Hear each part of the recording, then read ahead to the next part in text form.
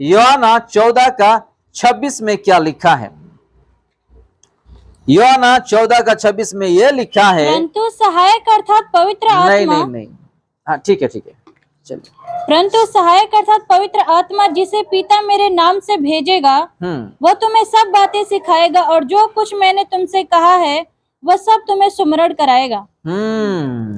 परंतु सहायक अर्थात पवित्र आत्मा जिसे पिता मेरे नाम से भेजेंगे वह तुम्हें सब बातों सिखाएंगे और जो कुछ मैंने तुमसे कहा है वो सब तुम्हें स्मरण कराएंगे।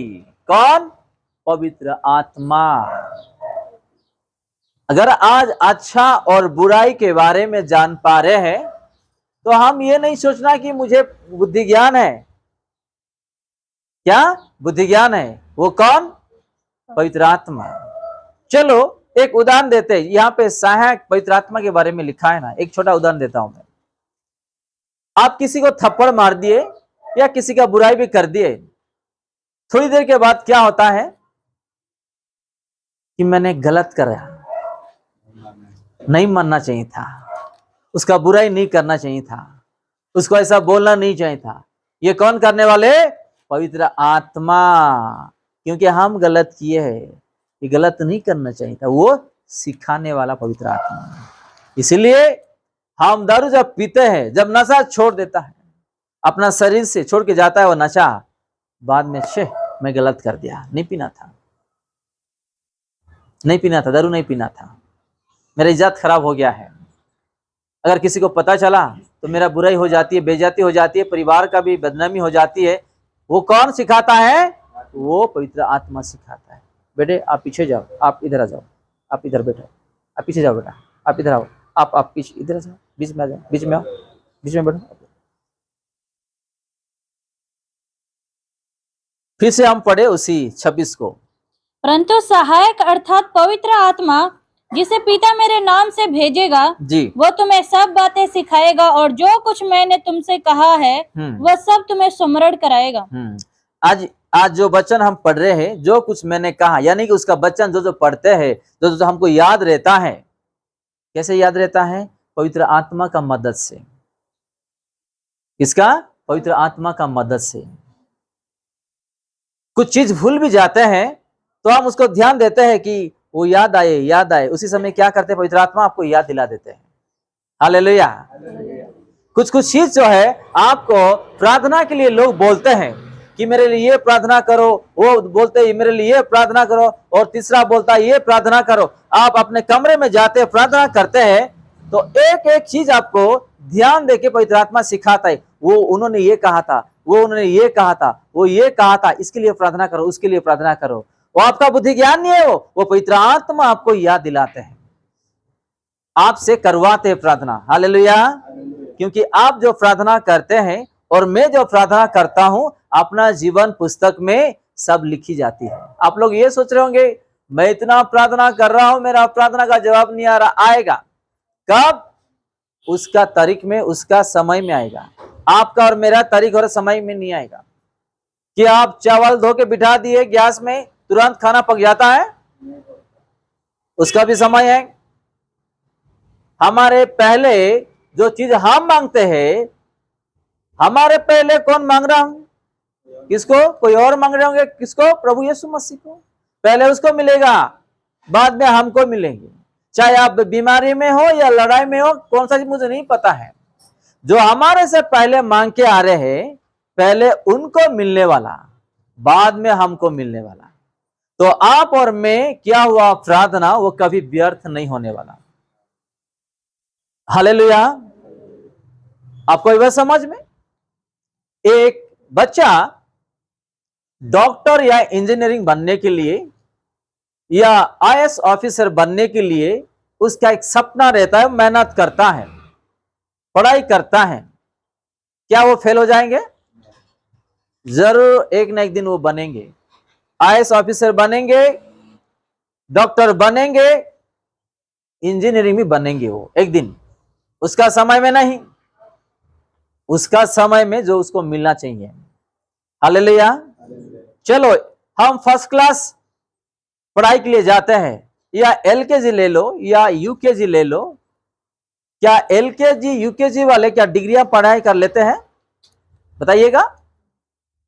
डिग्री एकदम वहां पे पहुंच जाएंगे स्टेप बाय स्टेप।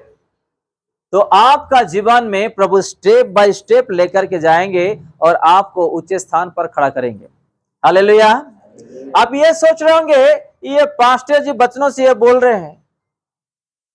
अगर आप वचनों को आप भोजन करोगे, विश्वास करोगे, तो आपको शक्ति मिलेगा खड़ा होने के लिए और उस जीत को हासिल करने के लिए, क्योंकि वचन के सिवा हमारे जीवन में कुछ नहीं है। हाँ, आप सोच रहे होंगे जो प्रार्थना कर रहे हैं अभी फिलहाल कि मेरा कब होगा कब होगा, आपका भी समय है।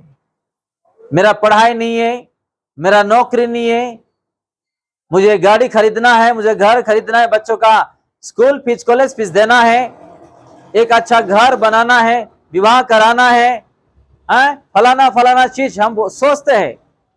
सब कुछ हम लोग बोलते ही नहीं हो जाने वाला, प्रभु का समय में होने वाला है। अगर आप झाड़ भी एक छोटा झाड़ लेके मिट्टी में गाड़ दोगे या उसको लगाओगे, देखभाल करोगे, तुरंत वो बड़ा होकर फल नहीं देने वाला, उसका भी समय है। आपने और मैं जितना प्रार्थना किया आज तक, आप सोच रहे होंगे कि मेरा प्रार्थना प्रभु ने नहीं सुना इसलिए उत्तर नहीं आ रहा है। नहीं, एक दिन है जो उस प्रार्थना का उत्तर देने के लिए प्रभु रखा है। हालेलुया। एक गवाही मैंने कहा था, आप लोग याद है कि नहीं? एक विश्वासी को प्रभु यीशु मसीह स्वर्ग लेके गए और वहां पे देखते देखते बहुत सारे जगह में बहुत आनंद है, बहुत खूबसूरत है। इस दुनिया तो कुछ नहीं, सोना चांदी अलग अलग मेटेरियल से बना हुआ, वो स्वर्ग में गया, पूरा दिल खुश हो गया उसको। वो दुख क्या है, दर्द क्या है, दुनिया क्या है, वो पूरा भूल ही गया वो।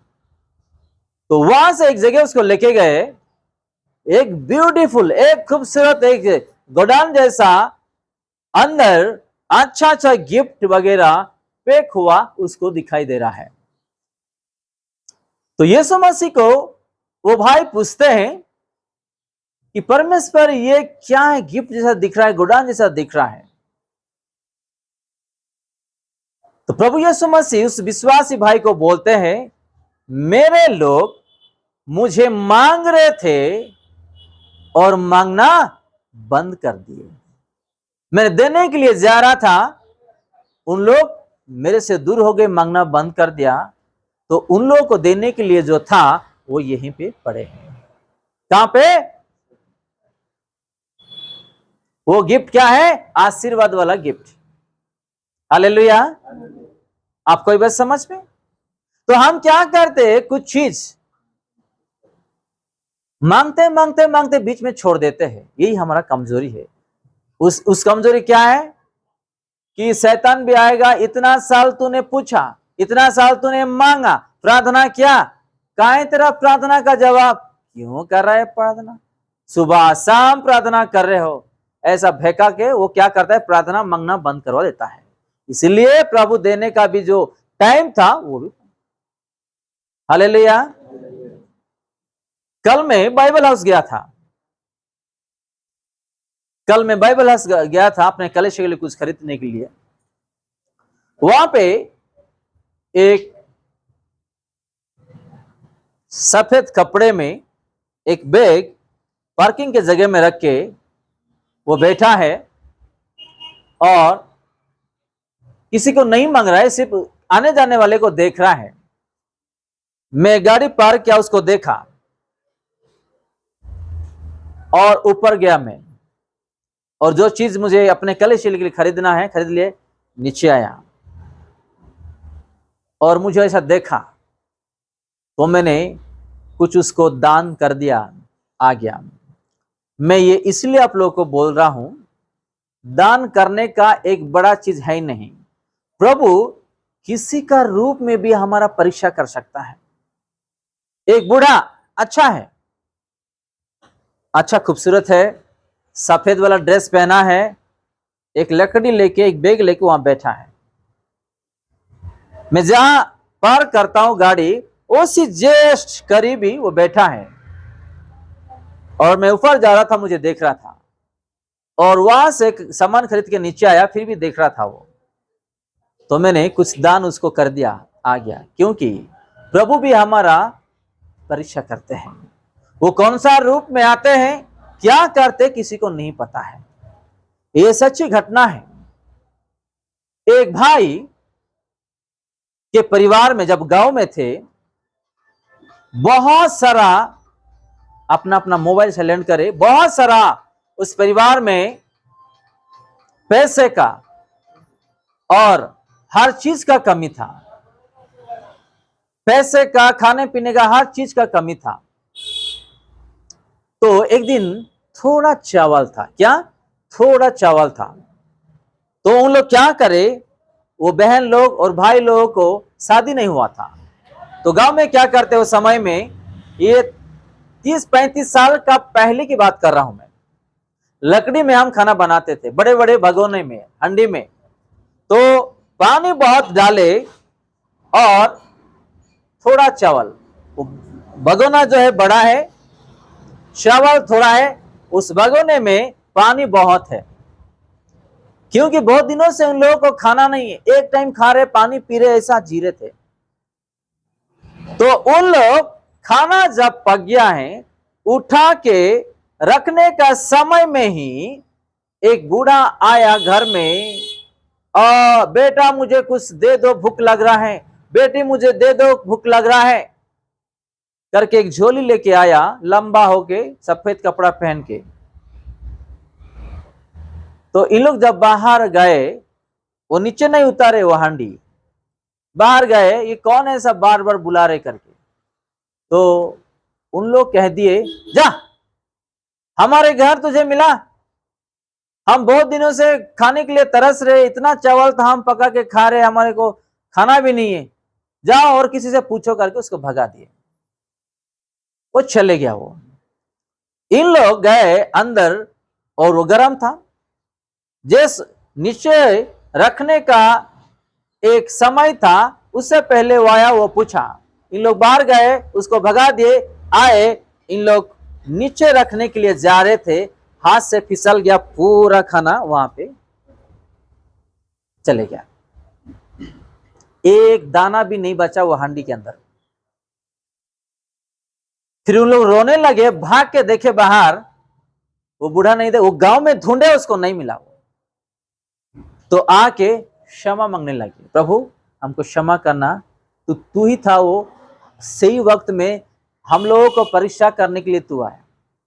हमारा दुख का समय में, कष्ट का समय में प्रभु भी परीक्षा करते कि हम कैसा उसके साथ चल रहे हैं, कैसा व्यवहार भी दूसरे लोगों के साथ कर रहे हैं। हालेलुया। तो हम लोगों को सोचना है, समझना है, हम प्रभु में है, इसका मतलब ये नहीं कि हम मनमानी करें, पैसे का घमंड दिखाए, जिसको जैसा बोलने के लिए मर्जी आए ऐसा बोल दे, नहीं। वचन में क्या लिखा है, मैं दिया हुआ चीज भी तेरे से लेकर के जाऊंगा, जो है वो भी लेकर के जाऊंगा मैं। हालेलुया।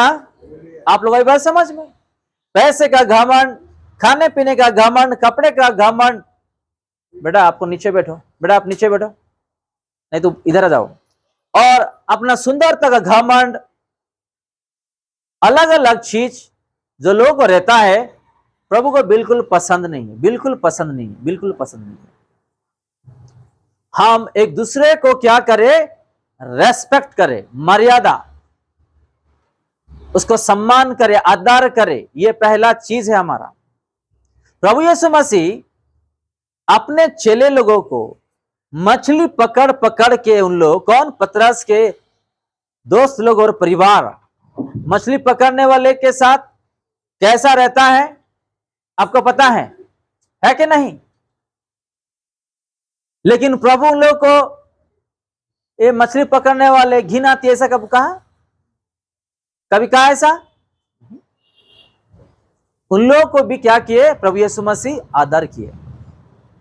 तो सबसे पहले हम एक दूसरे को, छोटे बड़े को सम्मान देना, आदर करना, इज्जत देना सीखना है। ये अपने बच्चों को भी सिखाना है, क्योंकि हम प्रभु को जानते हैं, उसको छोड़ के इस दुनिया में कोई है नहीं। ये पृथ्वी को बनाने वाला प्रभु यीशु मसीह अपने चेले लोगों को प्यार करता था, हर चीज उन लोगों को मदद करता था और उन लोगों का भी आदर करता था। तो हमको भी ऐसा जीना है।